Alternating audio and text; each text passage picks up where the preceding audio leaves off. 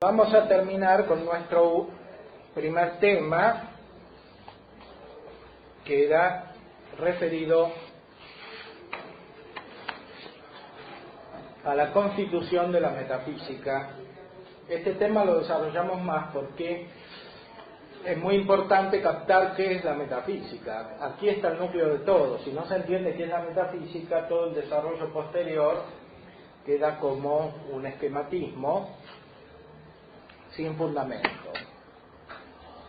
Porque, como dice Aristóteles, la metafísica es la comunicación del pensamiento que está en Dios, lo cual vemos en el libro 12 de la metafísica de Aristóteles.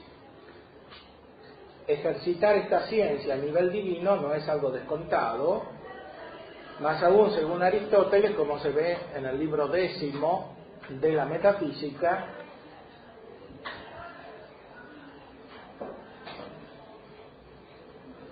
es algo en cierta manera excepcional. Para Aristóteles el metafísico es como un dios, porque es alguien que está en cierta manera separado de la sociedad de los hombres. Ciertamente nosotros tenemos otra idea de la filosofía y de la metafísica que está perfeccionada por el cristianismo, que desarrolla este aspecto social. Para Aristóteles, en cambio, la vida social común está asignada por las pasiones. La mayoría de los hombres, según Aristóteles, se mueve por las pasiones, y esto es incompatible con la metafísica. Veamos entonces la constitución simbólica de la metafísica. La necesidad de las imágenes para la constitución de la ciencia en los niveles subordinados a la metafísica hace requerir a esta ciencia también indirectamente las imágenes. Hemos visto que la metafísica es superior a todas las ciencias, las contiene eminentemente, pero no las reemplaza. Y además, nosotros necesitamos las otras ciencias por la debilidad de nuestra inteligencia.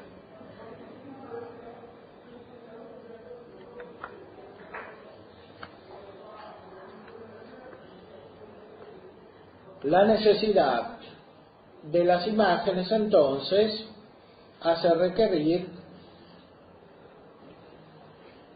también a la metafísica las imágenes. Accedemos a las realidades metafísicas desde las físicas, y además captamos las realidades metafísicas como unidas a las físicas y concretizadas en ellas a causa de la debilidad de nuestra potencia intelectiva.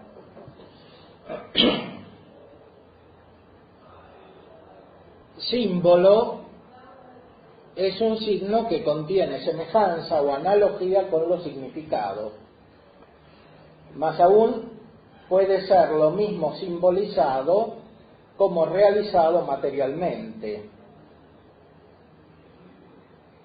Así como el cuerpo no solamente simboliza a la persona, sino que en cierto modo restringido es la persona. Esto ya lo vimos. La condición simbólica de la metafísica es especialmente perceptible en el lenguaje metafísico. El lenguaje, por esencia, es de índole sensible y material. Por otra parte, significa los conceptos o las nociones intelectuales a través de las imágenes a las que se refiere inmediatamente. El lenguaje metafísico no escapa a esta condición. La metafísica como tal sin embargo, está más allá del lenguaje. O sea, la metafísica no es un lenguaje. Esto es muy importante considerarlo porque hay ciertas concepciones derivadas del nominalismo y del empirismo que identifican toda filosofía con un lenguaje, especialmente en ciertas corrientes hermenéuticas, por ejemplo, en Gadamer, que derivan fundamentalmente de Heidegger. La metafísica sería un lenguaje que cambia con las épocas y que cambia con las circunstancias de las distintas épocas. Esta concepción fundamentalmente se refiere a la concepción kantiana. Para Kant, la metafísica no va más allá de la naturaleza, es siempre metafísica de la naturaleza. Y por lo tanto es expresable con ciertas reglas a priori que en Kant todavía pertenecen a la razón. Más adelante se identificarán con reglas simplemente lingüísticas. La metafísica no es fundamentalmente un lenguaje. La metafísica es conocimiento que está por encima de todo lenguaje. Más aún, en cierta manera, el lenguaje disminuye la intensidad del acto metafísico, aunque para nosotros es necesario por la configuración de nuestra naturaleza humana.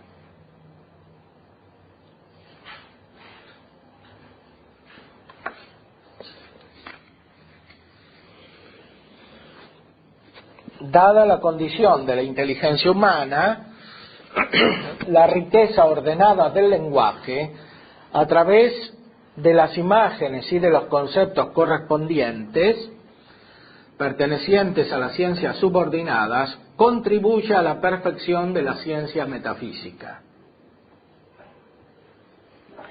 Esta, en efecto, abarca toda la realidad, también la sensible, aunque no por lo que tiene de propiamente sensible. No es posible ejercer el conocimiento metafísico sin una real apertura a toda la realidad, que incluye el mundo de las cosas materiales, presente a través de las imágenes y el lenguaje. Por otra parte, a su modo, también las especies inteligibles presentes en la inteligencia poseen un carácter simbólico. Es una observación planteada incipientemente por los neoplatónicos y formulada perfectamente por Dionisio Areopagita.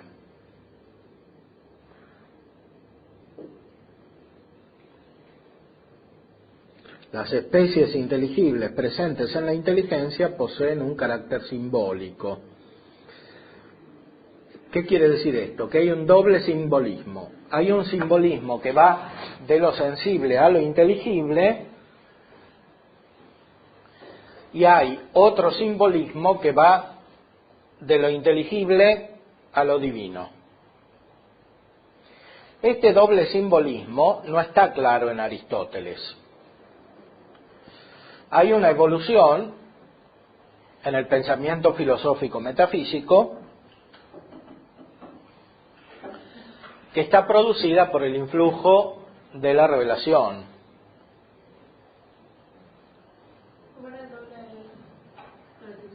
De lo sensible a lo inteligible, de lo inteligible a lo divino.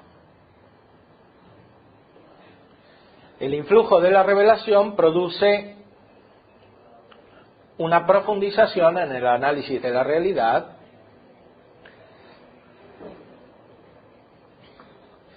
y la formulación más perfecta de este doble nivel se encuentra sobre todo en Santo Tomás. Hasta Santo Tomás, incluyendo a San Alberto Magno, prevalecía la concepción aristotélica, según la cual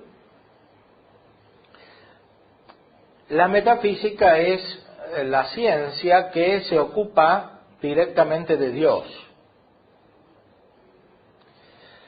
En Santo Tomás, en cambio, están más claramente distinguidos los niveles. La metafísica no se ocupa directamente de Dios, se ocupa del ente, que es el sujeto de la metafísica, el ente común. De Dios se ocupa la teología sobrenatural. De Dios se ocupa la teología sobrenatural.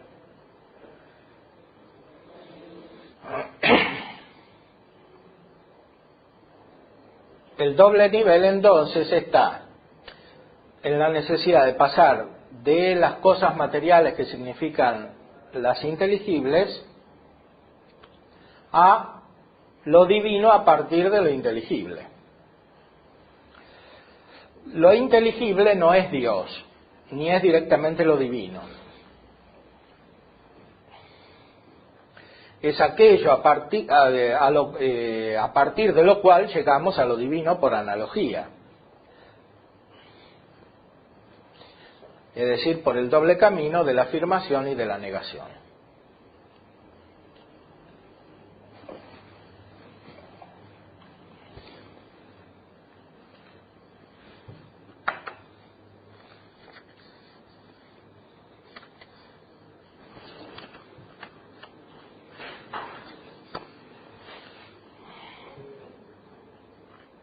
Dionisio muy especialmente ayudó a Santo Tomás a esta formulación, sobre todo en el libro de los nombres de Dios.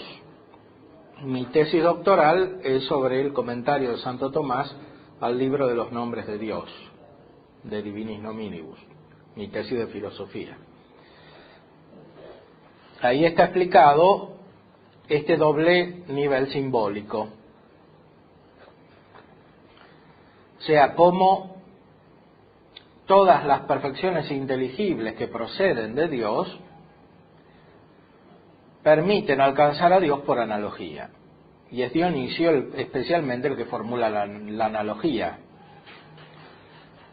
Y usa explícitamente la palabra analogía.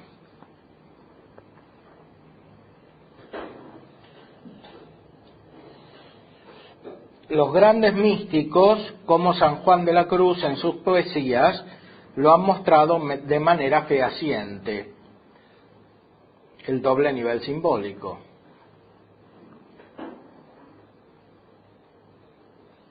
Las especies o esencias inteligibles tienen siempre participación del ser que contiene todas las perfecciones. De un modo participan o realizan el esse comune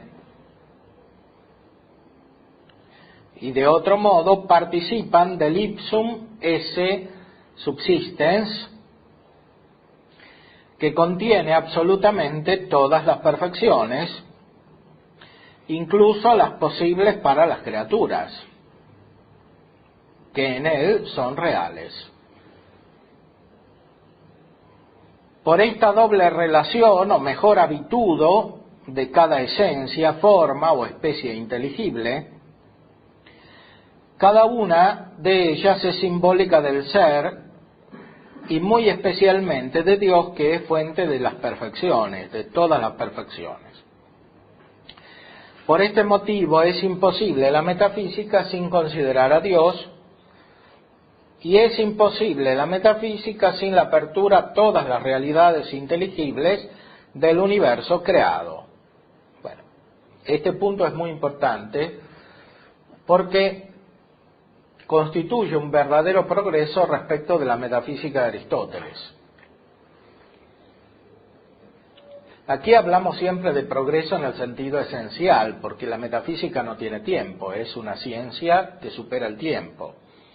Por eso no interesa el momento histórico en que están colocados los pensamientos, fundamentalmente. Interesa para entenderlos adecuadamente, en su contexto, etcétera. Pero en su esencia, el pensamiento metafísico está más allá del tiempo y más allá del contexto.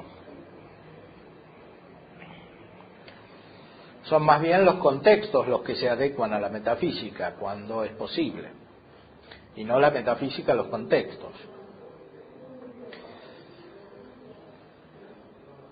Porque la metafísica trata de lo inmaterial, como hemos dicho desde el principio, cosa que es difícil de entender para nuestra concepción normal de la ciencia, e incluso de la ciencia filosófica, porque en la actualidad las ciencias filosóficas se entienden fundamentalmente con un sentido ético o antropológico,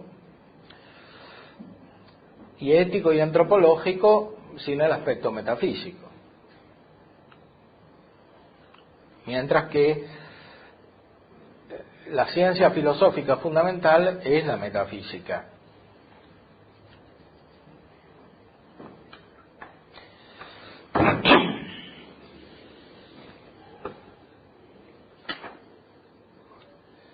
Entonces, las especies o esencias inteligibles tienen siempre participación del ser que contiene las perfecciones. O sea, ¿dónde está el simbolismo? Las cosas sensibles sirven para alcanzar las inteligibles.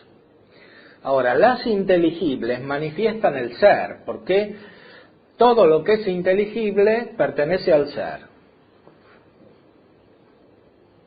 Todo lo que es inteligible pertenece al ser.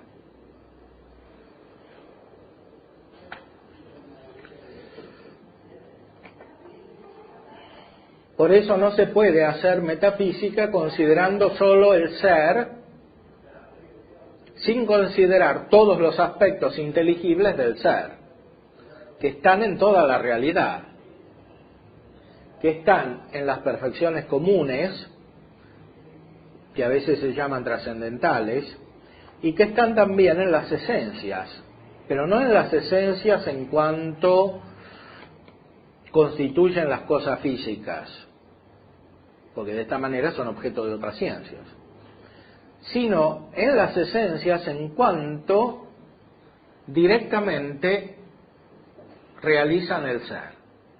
Todas las esencias son participación del ser. Igual que las esencias están dentro de nosotros mismos, son las esencias que están en los entes, pero no así como están en los entes materiales. Porque así como están en los entes materiales, son objeto de las ciencias físicas, no de la metafísica.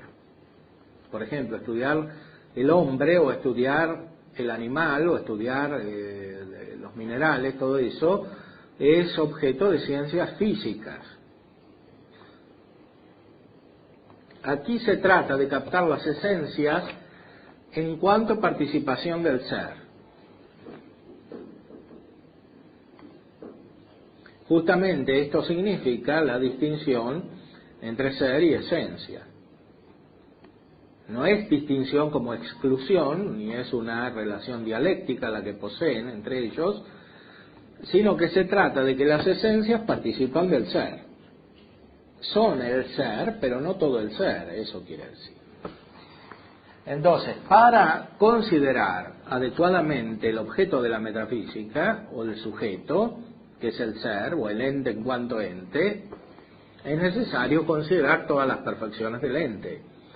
Cuantas más se consideran, tanto más perfecto será el conocimiento del ente, y por tanto el conocimiento metafísico. Si uno quisiera quedarse con el ente sin incluir todas esas perfecciones, finalmente terminaría en una idea del ente, pero no en el ente.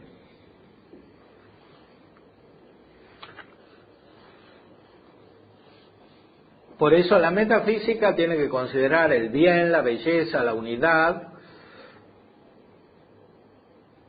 tiene que considerar el conocimiento, el amor, y todas las perfecciones que hay en las cosas, pero no las tiene que considerar al modo de las otras ciencias, sino en su modo específico, que no es fácil de descubrir.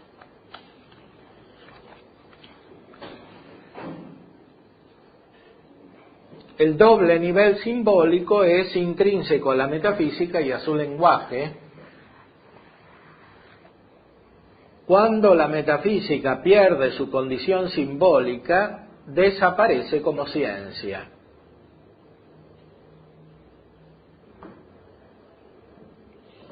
De esta manera, la metafísica implica el acercamiento al misterio y su reconocimiento. El simbolismo manifiesta, pero en otro aspecto esconde, lo no conocido como tal. Porque si hay simbolismo, quiere decir que todo no se conoce. Pero algo se conoce. El simbolismo, entonces, es la condición intrínseca de la inteligencia humana y creatural, sin la elevación gratuita sobrenatural a la visión beatífica.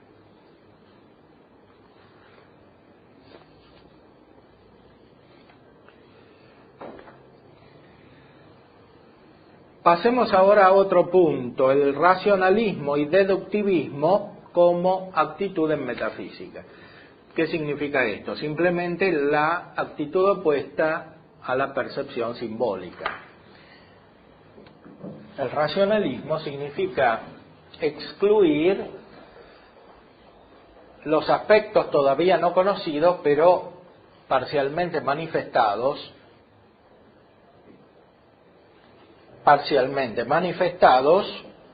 en el símbolo. El racionalismo se queda con las ideas y sobre todo se queda con los razonamientos, o a lo sumo, como en Kant, con los principios, que son juicios. Esta actitud normalmente desemboca en la dialéctica, que se basa sobre la contradicción, como en Hegel. Desemboca en la dialéctica porque la profundidad de la realidad presiona de alguna manera contra la actitud deductiva y racionalista. Esta actitud es antinatural y por eso la inteligencia de alguna manera trata de reemplazar lo que no conoce del misterio de las cosas por medio de la actitud dialéctica. O sea, reemplaza el misterio por la contradicción, que constituye la base de muchas formas filosóficas, sobre todo de la filosofía idealista, moderna. El platonismo, en cierto modo, es un idealismo, pero la dialéctica en Platón no está tan desarrollada, aunque Hegel dice que él entiende por dialéctica lo que entendía Platón por dialéctica. ¿Se van? Tenemos una cita con un profesor. Ah.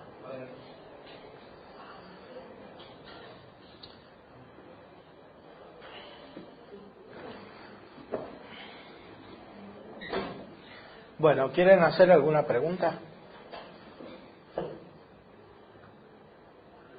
¿Entienden todo?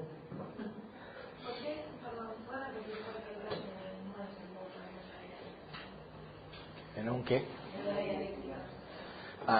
El racionalismo desemboca en una dialéctica porque la inteligencia humana no queda satisfecha cuando expresa el conjunto de la realidad de una manera unívoca, por medio de principios a priori, como dice Kant, que no dejan traslucir el fondo de la realidad misma, que es misterioso porque es grande.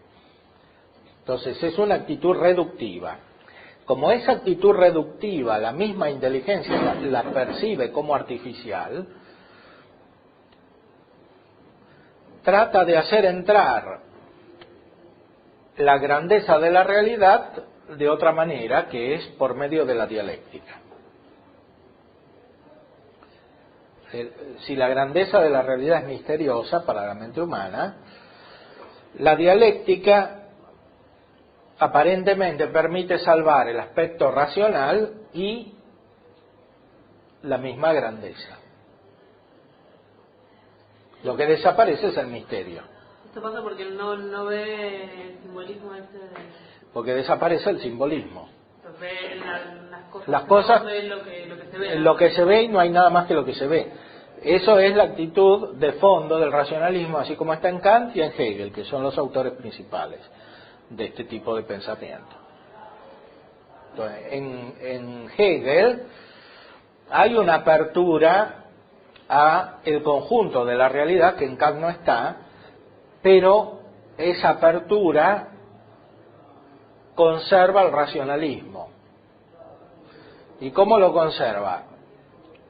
Transformando la apertura al conjunto de la realidad en dialéctica.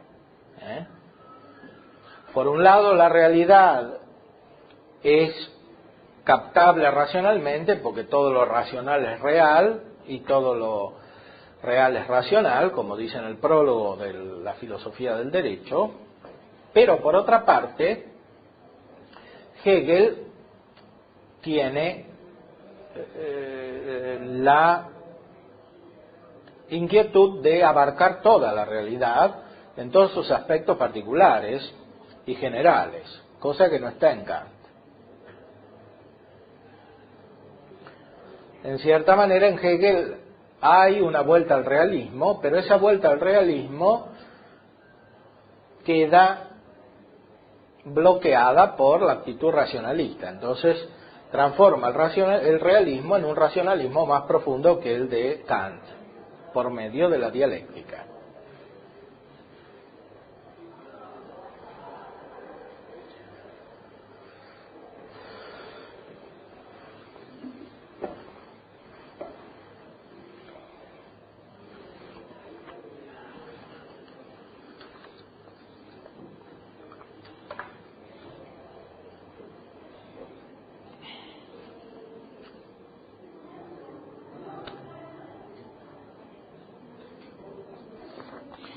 Ahora bien, ¿cómo se ve este racionalismo y deductivismo como actitud en metafísica?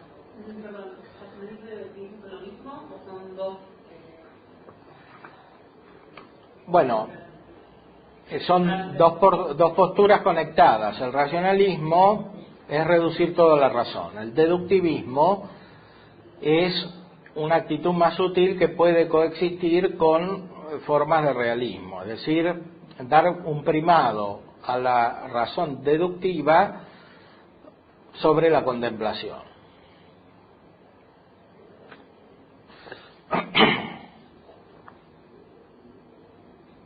La desaparición de la metafísica como hábito científico interior puede coexistir con un aparato lingüístico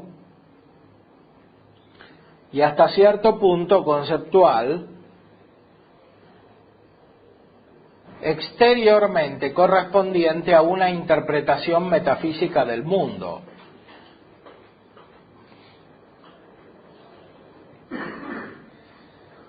Lo observamos crecientemente en la modernidad, especialmente a partir del influjo del nominalismo y del empirismo que desemboca en la filosofía kantiana.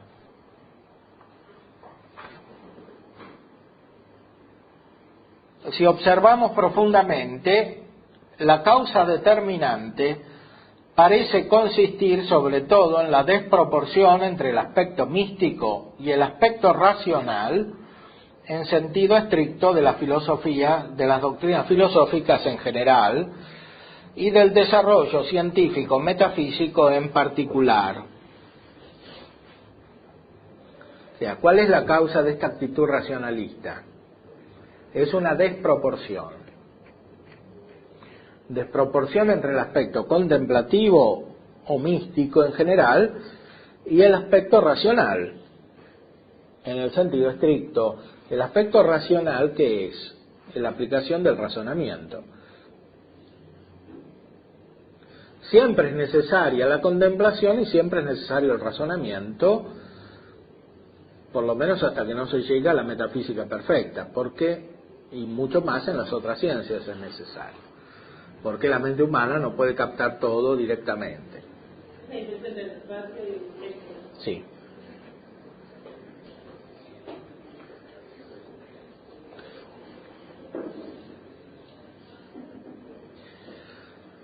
Al inicio de la modernidad, especialmente en la segunda escolástica representada, por ejemplo, en Francisco Suárez, esta divergencia se hace evidente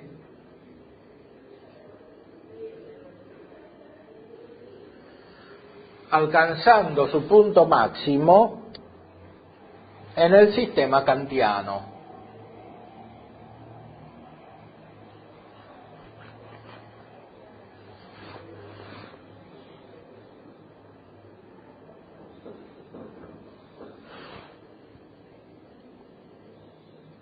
En la dialéctica de Hegel encontramos la intención de superar la dicotomía, pero finalmente con el vaciamiento del misterio y la reducción de la realidad y del pensamiento metafísico a un proceso racional todavía más acentuado y unilateral. O sea, Hegel intenta separar la dicotomía entre la grandeza o la profundidad de la realidad y la racionalidad, pero el resultado es un racionalismo más acentuado, por medio de la dialéctica, como hemos dicho.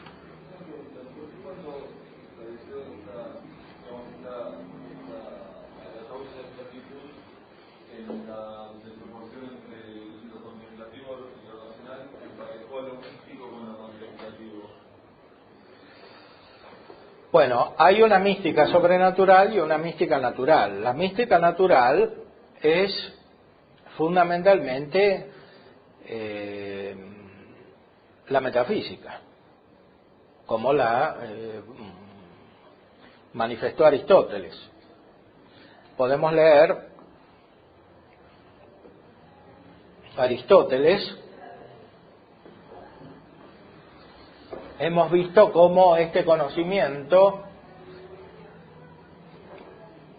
es el que tiene Dios. En algunos textos de la metafísica. Pero una pregunta. Sí. Si ese fuera el caso, entonces no habría también Aristóteles una desproporción entre el aspecto contemplativo y el racional, porque la metafísica iría por el lado estrictamente contemplativo.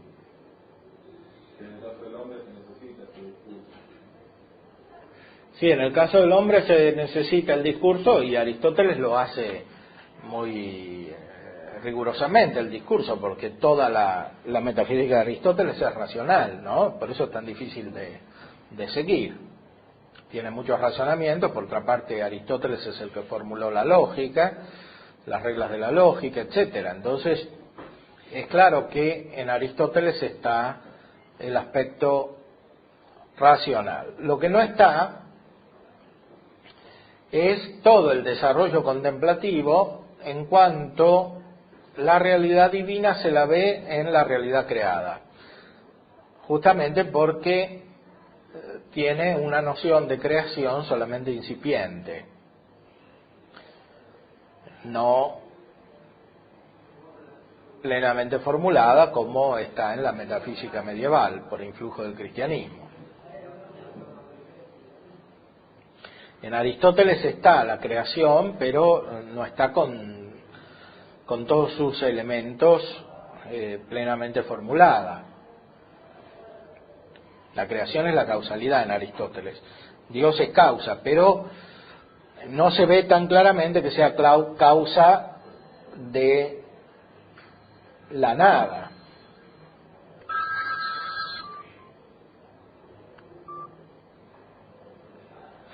No se ve tan claramente que sea causa de la nada.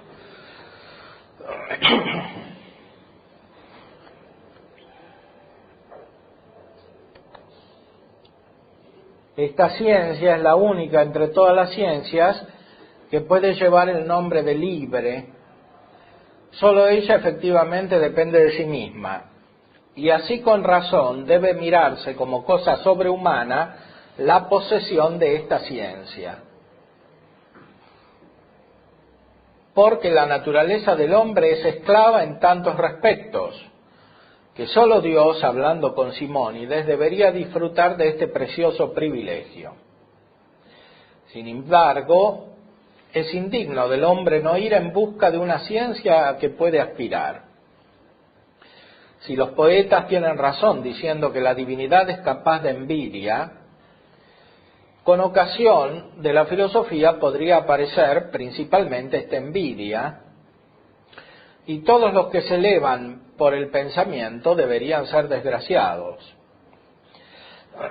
Pero no es posible que la divinidad sea envidiosa.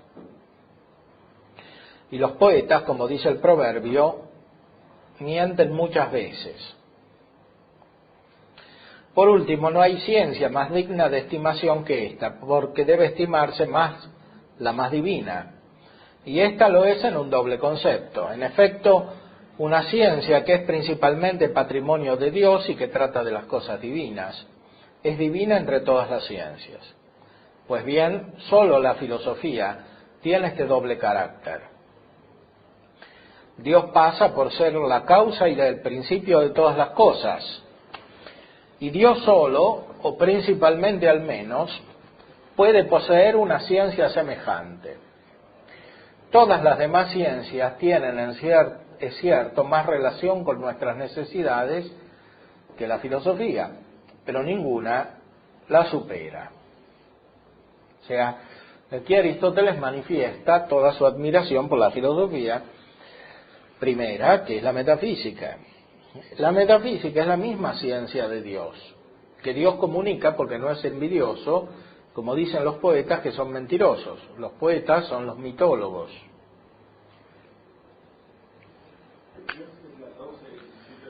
Dios es la causa y el principio de todas las cosas. Sí, aquí no tengo la traducción, el original griego, pero muchas veces Aristóteles habla de Dios como causa. Esto es el tema principal de la metafísica, como ya hemos dicho. El libro de No, este es el libro primero.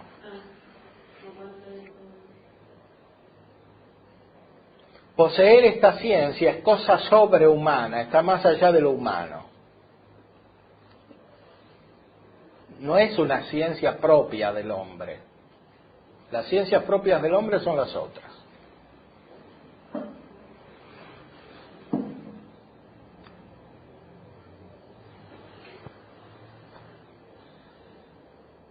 E insiste sobre el tema de las causas. Es evidentemente es preciso adquirir la ciencia de las causas primeras, puesto que decimos que se sabe cuando creemos que se conoce la causa primera.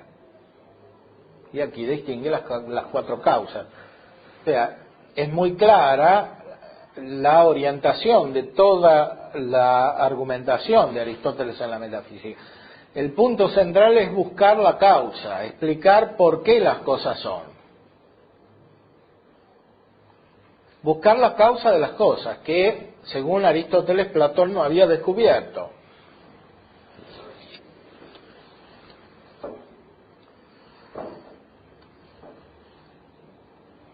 ¿Por qué no había descubierto? Porque según Platón, el ser viene del bien, como dice en la República, son las ideas que vienen del bien, pero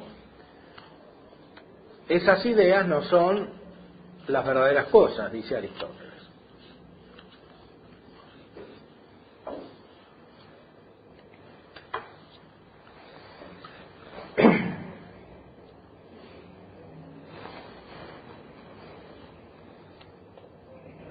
Hemos visto ya el análisis histórico que hace Aristóteles,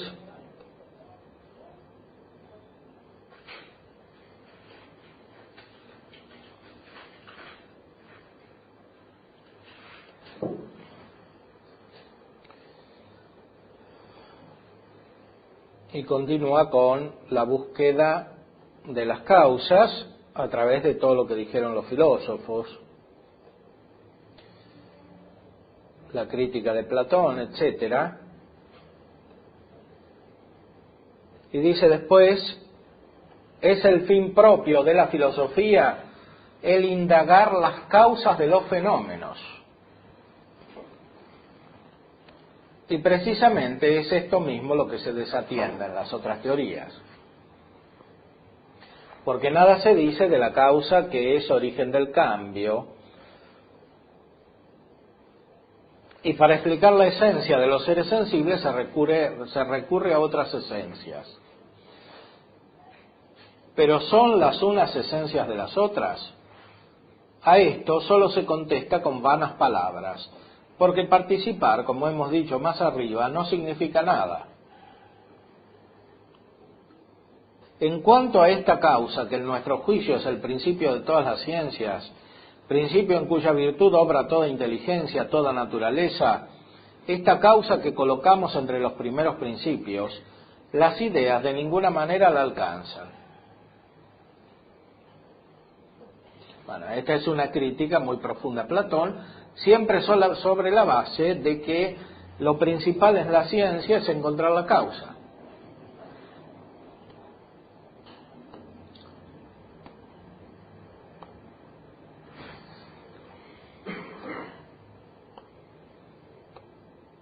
Y en el libro 12 es donde se trata más directamente de la causa.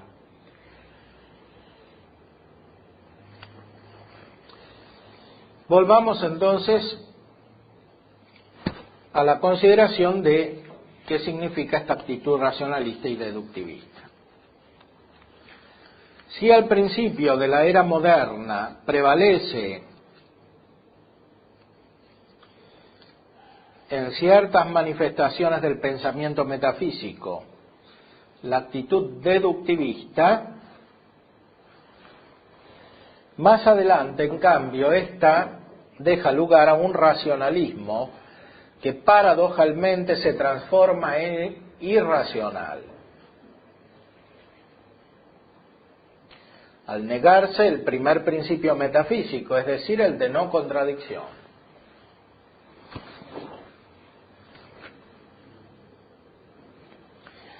Es lo que encontramos finalmente en Hegel y en otros idealistas.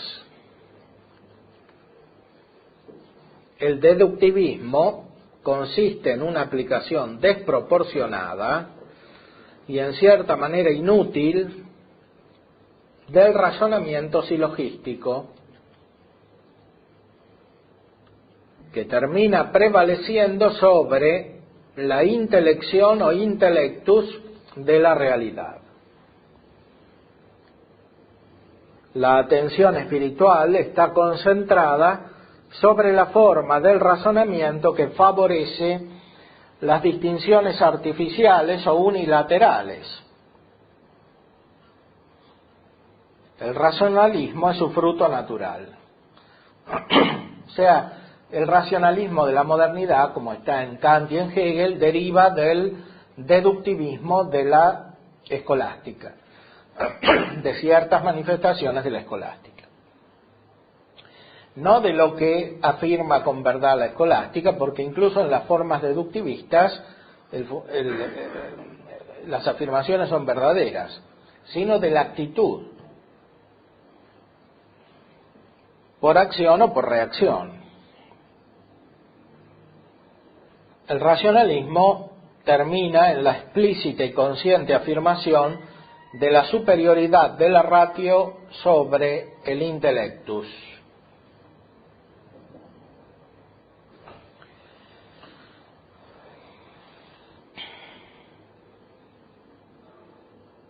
Hay un texto de Santo Tomás en el comentario a las sentencias, libro segundo, distinción 9,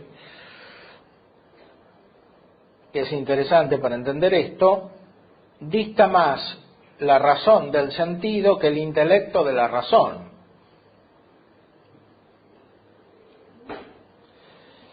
Porque el sentido y la razón no comunican en un objeto, dado que el sentido aprehende las intenciones de las cosas con las condiciones de la materia. En cambio, la razón y el intelecto aprehenden las intenciones separadas de las condiciones de la materia. Y por eso convienen en el objeto, pero difieren en el modo, porque en el conocimiento de la verdad, la razón llega investigando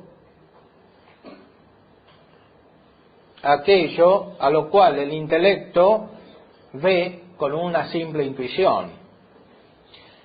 Por eso la razón termina en el intelecto. Y por eso también en las demostraciones la certeza es por resolución a los primeros principios, de los cuales es el intelecto. Y por eso no es inconveniente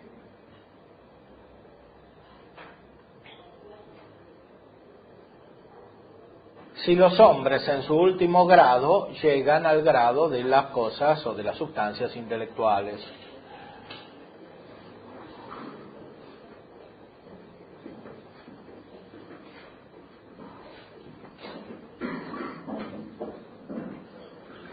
No es inconveniente si los hombres en su último grado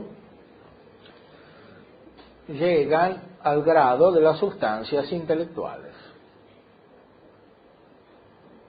O sea, los hombres se conviertan en intelectuales son los ángeles. Ahora, ¿cómo se convierten en intelectuales? Por medio de la metafísica. O sea, que todas las ciencias orgánicamente confluyen en la metafísica.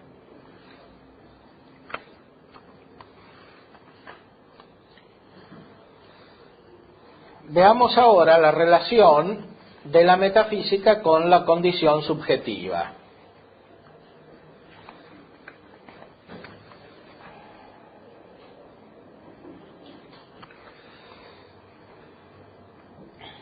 La metafísica en su realidad consiste en un hábito y en un acto de conocimiento personal.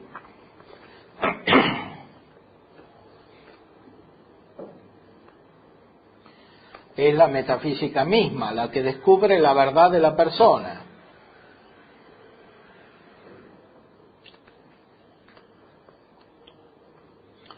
De esta manera, la metafísica se aclara a sí misma como conocimiento personal. En efecto, como había señalado Aristóteles, es ella una comunicación de Dios, quien en su realidad perfecta se conoce a sí mismo. Ya lo vimos en los textos. La persona es sustancia perfecta en comparación con las cosas materiales.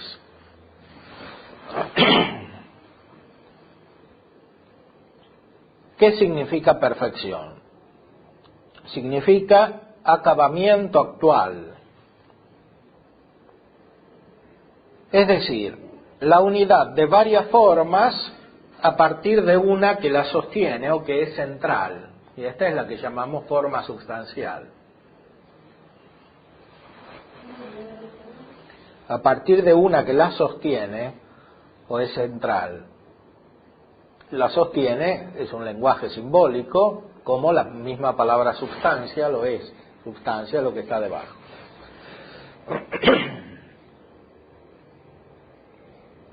Esta perfección no es simplemente estática, es dinámica en el sentido de que la posesión de las formas es fruto de una operación.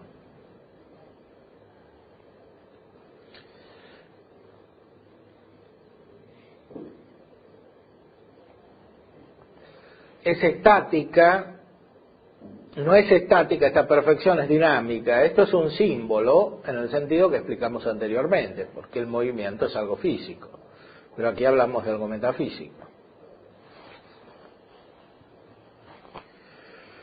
Esta ciencia, como dijimos, no se limita al símbolo sensible e inteligible, sino que realmente alcanza la realidad de la substancia y especialmente la realidad de la persona. La persona, como persona, se alcanza en la metafísica. Por eso la antropología, cuando está completa, requiere la metafísica.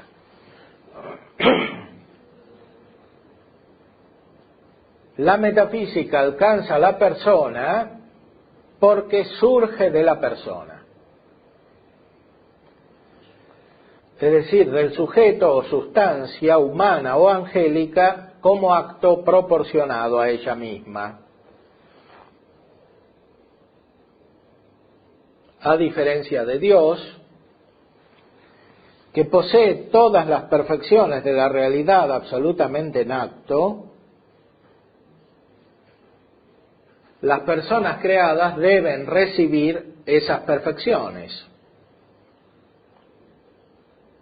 Deben recibir esas perfecciones fundamentalmente de Dios mismo, que las posee. E instrumentalmente, en el caso del hombre, deben recibirlas también de las cosas distintas de Dios, en las que esas mismas perfecciones están concretizadas. Y esto, a causa de su imperfección, proporcional a la condición de razón de su facultad intelectiva. Dios tiene todas las perfecciones en acto en su inteligencia. El hombre tiene algunas.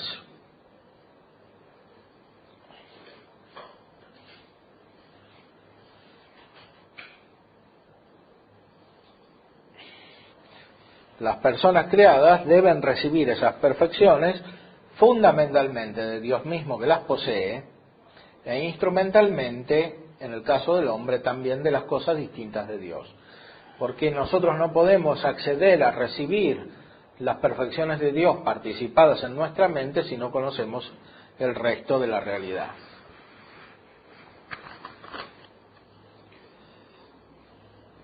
Esto porque el hombre es imperfecto. El hombre tiene razón, no propiamente intelecto. Participa del intelecto, pero su facultad no es directamente el intelecto.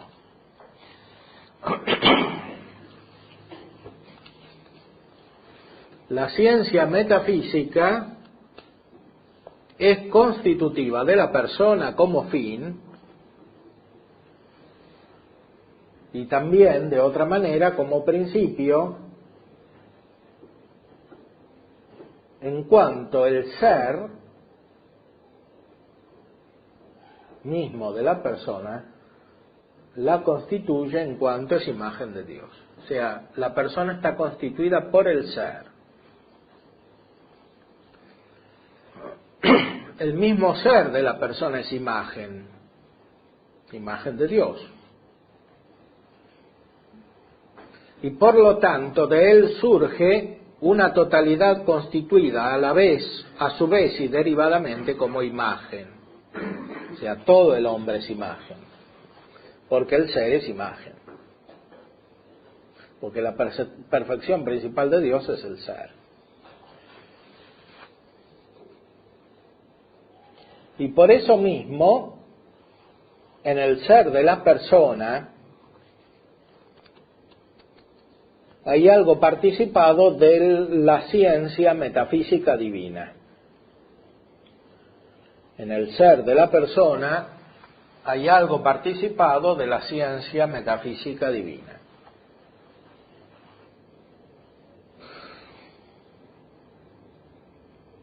La condición subjetiva de la metafísica está implicada necesariamente en su carácter personal. Es al mismo tiempo la ciencia más subjetiva y la más objetiva.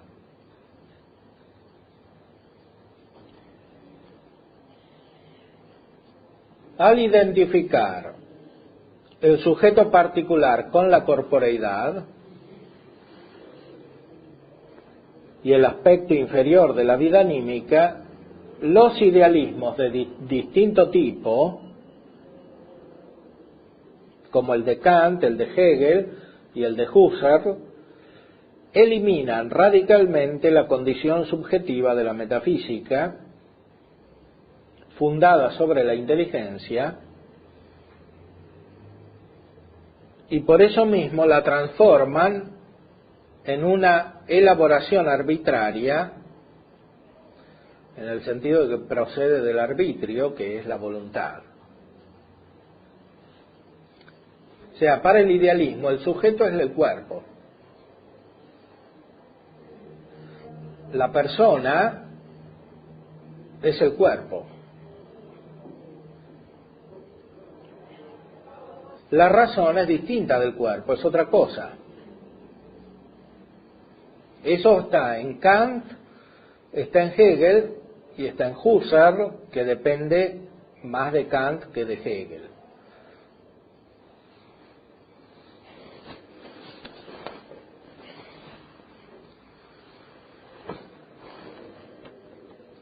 O sea, la metafísica debe ser subjetiva, pero no subjetiva en el sentido en que estos racionalistas hablan de sujeto, es decir, en el sentido de que la metafísica dependa de las condiciones corporales, de las condiciones ambientales, del contexto, de la historia, etc. Sino en el sentido de que depende de la persona. Y en cada persona está la participación como imagen del ser divino de un modo distinto que en otra persona. Por eso los idealismos de distinto tipo terminan en una actitud trascendental, como la formula Kant. Trascendental quiere decir que está por encima de las condiciones subjetivas, que es algo en sí y a priori. Debe ser señalado, por último, el hecho de que algunos parecen más aptos que otros naturalmente para la metafísica. La gracia divina, sin embargo, implica en sí misma la vocación universal para ella. Es decir, para Aristóteles pocos podían ser metafísicos, porque algunos tenían que trabajar, otros eran perezosos y a otros no les daba la cabeza, no tenían inteligencia suficiente. En cambio, la gracia de Dios, que está revelada en el Evangelio, constituye una invitación universal a la metafísica, por supuesto algo superior a la metafísica, pero que incluye la metafísica. Porque el cristianismo es metafísica, es mucho más que metafísica, pero es metafísica. Por eso todas las filosofías que niegan la metafísica de un modo o del otro son contrarias al cristianismo, incluyendo los idealismos que cité.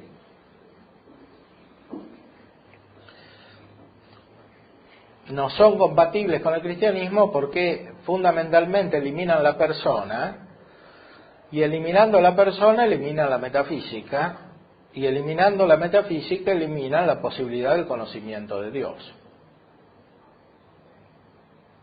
que es metafísico porque Dios no tiene materia.